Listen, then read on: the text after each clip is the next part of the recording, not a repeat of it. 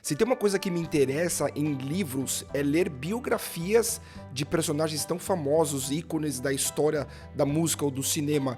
E uma delas pra mim que é muito especial é o do Elvis Presley. This ain't no nostalgia show. We're gonna do something different. Eu cheguei a ler umas 2 biografias diferentes, com 2 autores diferentes, que cada uma delas mostrava um lado mais específico do Elvis. Uma delas mostrava mais o relacionamento dele com a Priscila, desde o início, da relação dele com outras mulheres e tal. E uma outra dela era muito relacionada à carreira dele, né? Que tem o Coronel Parker, que já tá mais infiltrado na vida dele, porque era muito relacionado à carreira profissional do Elvis.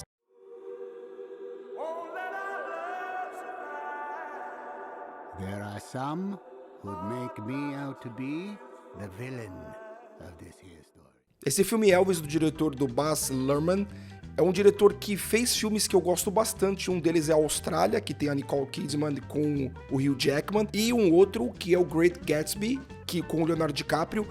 Esses 2 filmes, ele tem uma característica bastante parecida, que é o uso excessivo de cores. Então deixa o filme sempre muito colorido, uma fotografia sempre muito bonita, e ele faz isso novamente nesse filme do Elvis. Então, de uma coisa que ele consegue fazer tecnicamente no filme do Elvis, além de ter uma edição assim impecável, maravilhosa, moderna, diferente, ele implementa uma edição juntamente com a trilha sonora, fica uma coisa muito bonita e dinâmica de se ver. Ele sabe encaixar às vezes exatamente uma certa música, ou não que seja relacionada do próprio Elvis, mas que tenha outras músicas também que fazia parte da infância do Elvis, até das referências da qual ele levava, para poder ser introduzido nessa narrativa de começar a contar a história do Elvis e do Coronel Parker. De todos os filmes bons que o Baz Luhrmann fez, como o Great Gatsby, que eu já falei, o Austrália, ele tem o Romeo e Julieta, Leonardo DiCaprio também, das antigas, ele tem o Moulin Rouge também. São filmes que tecnicamente sempre são muito bons, ele sempre usa os detalhes dos movimentos da edição, da câmera, a cor, como eu disse, e isso ele faz da maneira mais perfeccionista possível nesse filme do Elvis. Esse filme me deixou muito surpreendido com a qualidade técnica e da direção que ele conseguiu criar, de uma direção de arte. O filme exigia que também tivesse bastante qualidade técnica artística, porque é passado nos anos 50, 60 e 70, só que a maneira que ele consegue introduzir as cores num mundo que teoricamente a gente só conhece a preto e branco, cara, é a coisa mais linda que tem esse filme. O filme tem uma pegada longa de 2 horas e 40 e em nenhum momento eu me senti bodeado ou cansado, porque além da narrativa, da história ser muito boa, a interação artística e técnica do filme estava também satisfazendo bastante. Falando dessas 2 horas e 40 do filme, é aí que eu quero entrar nos méritos da história do Elvis em si. Eu tenho muitas coisas que eu já sabia que estavam acontecendo, muitas vezes do relacionamento dele com o Coronel Parker, com a família dele, com a mulher dele. Então, só que tem algumas coisas que até acabou me pegando de surpresa. Tinha alguns momentos, algumas situações que, na verdade, eu não sabia, que são histórias mesmo de bastidores, de backstage, que, teoricamente, pessoas muito próximas pudessem conhecer o Elvis, que esse filme tá agora realmente abordando e explorando bastante. Se ele fosse realmente contar cada detalhe da vida do Elvis, de todos os problemas que eles tinham, esse filme era pra ter mais de 4, 5 horas, obviamente. Parece que o primeiro corte do filme era pra ter mais de 4 horas.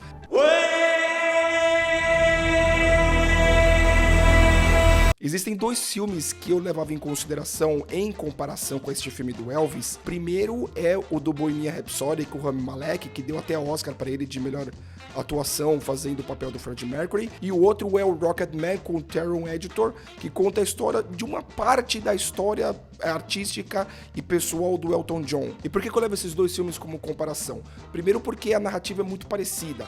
Você contando histórias de ícones da música mundial, dos maiores de todos os tempos, e contando realmente o lado pessoal deles, o drama que eles vivem, a pressão de ser o astro que é, envolvimentos de carreira profissionais e pessoais, e isso faz com que a atuação desses atores seja de uma forma assim magnífica. Agora, eu estou falando tudo isso justamente para falar da atuação do Austin Butler.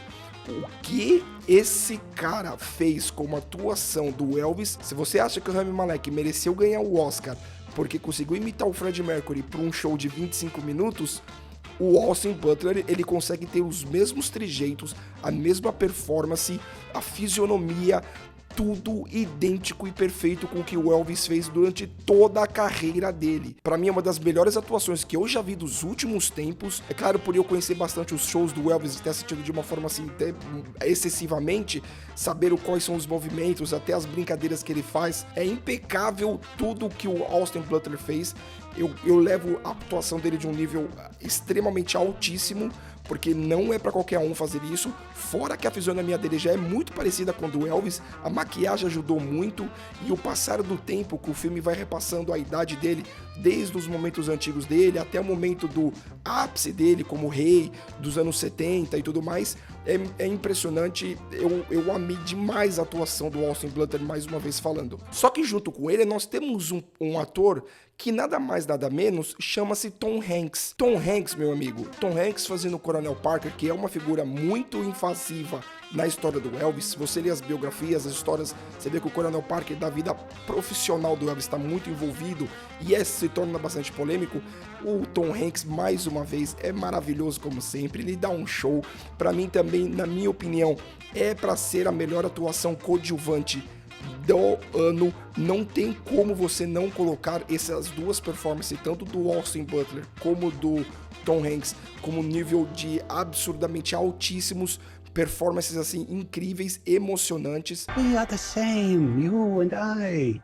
We are two odd, lonely children reaching for... O conflito e a química que eles conseguem criar entre eles o tempo todo durante a narrativa do filme eleva muita atenção e emoção ao mesmo tempo. Claro que a forma técnica que o filme estava te levando, com a trilha sonora, com as cores, com a edição, com o movimento de câmera, sempre fazendo uma coisa bem moderna e juntamente mostrando um lado pessoal deles que poucos conheciam, é simplesmente maravilhoso. Esse filme ele é muito baseado não só de momentos da vida pessoal do Elvis que poderia interferir na carreira profissional dele ou tal, mas sim é baseado nos shows deles.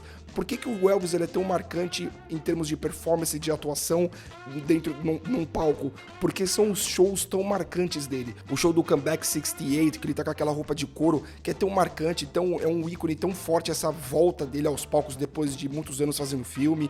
O próprio show do That's the Way It Is em Las Vegas, que se torna, acho que, o mais famoso deles em termos de performance do próprio Elvis, quando ele fica lá por anos em Las Vegas fazendo shows, e é inacreditável você recriar aquelas cenas que você tá vendo no DVD e ver o backstage, como é que era feito esse maravilhoso, impecável trabalho que foi feito para esse filme em direção de arte e até mesmo para poder reviver aqueles momentos de Las Vegas que o Elvis estava fazendo. O que eu senti um pouquinho de falta era poder dar mais ênfase no Havaí. É claro que o Elvis ficou muito marcado em Las Vegas, mas o momento Havaí do Elvis é muito marcante com o show dele, que é o Aloha from Hawaii, que acho que foi televisionado pro mundo inteiro, que são apenas 2 shows, mas era muito marcante. Eu queria ter visto um pouco mais de backstage desse show, mas não era tão relevante perante a história narrativa inteira. Então até que eu entendo o processo disso, porque o filme é muito baseado naqueles bastidores, naquelas brigas de bastidores, porque o Elvis, da maneira que ele é, o astro que ele é,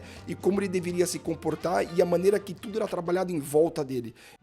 There would be no Elvis Presley.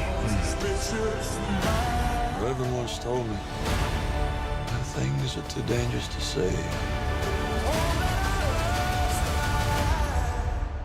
Sing. Então eu dou pra esse filme Elvis uma nota 10, porque esse filme pra mim ele é fantástico, é um dos melhores que eu já vi dos últimos tempos.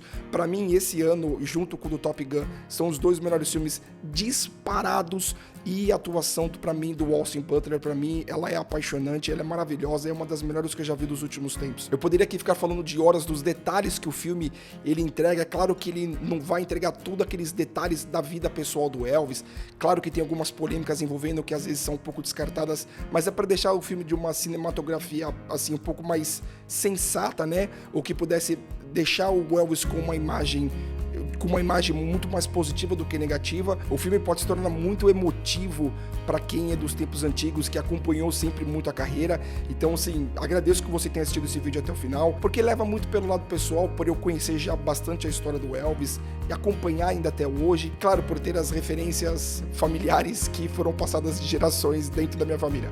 Beleza, galera? Valeu por ter assistido esse vídeo. Um abraço, tamo junto.